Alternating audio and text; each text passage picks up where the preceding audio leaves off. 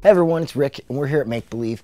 For my second installment on how to make money in the music industry, I want to continue talking about having a side hustle. One big lesson that I learned was hustle what you know. For me, that comes down to musical instruments, guitar pedals, but I also sell a lot of Dragon Ball Z action figures, a lot of Power Ranger action figures, and actually a lot of Nike Dunks. These are all things that I have intimate knowledge of because at some point in my life, I was really into those things and I learned what to look for. And when it comes to musical instruments and equipment in general, there's a lot of things that you got to watch out for. Not only are there fake Nike Dunks, there's fake SM7s, there's fake SM57s, there's fake Radial JDI DI boxes, there's fake Neumann U87 microphones.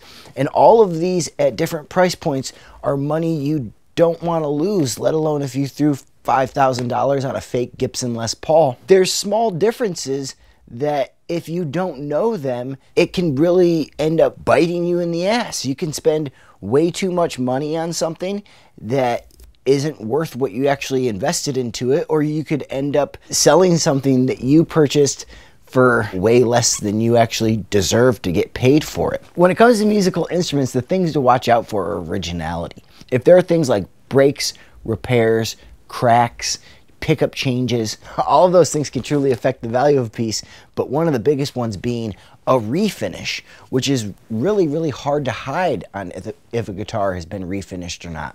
So I want to show you two examples here that we have at the studio. One is roughly a $10,000 guitar, and the other is probably closer to a $5,000 guitar. And if you don't know what you're looking for, you may not be able to spot the differences. I want to point out a couple of these things right away. Some of them you can see right from the beginning, but they don't really jump out as big issues and may be hard to see in photos. Others, you may have to take things like the pickups and the pick guard off to see what's going on underneath in certain circumstances. And if you're going to spend more than $2,500 on any guitar, I really suggest that you do that because you have no idea what's been routed out on a lot of Fender guitars because there's a large chunk of that guitar hidden behind the pick guard. If you don't know all the details that go to picking out equipment, it can be hard to figure out exactly what you have. Here's multiple tube screamers. Is there any way to tell which one is worth $100 and which one is worth $400 if you're just staring at it from the outside? No, not usually. Usually you've got to at least take the battery cover off, and if not, the whole back cover, and start looking at capacitor dates and pot codes. Pot codes are probably your best bet when it comes to dating a lot of equipment that are out there. But even that isn't a fail-safe method because people can replace pots, and a guitar can be completely worked on and then have pots put back in that may be time period specific.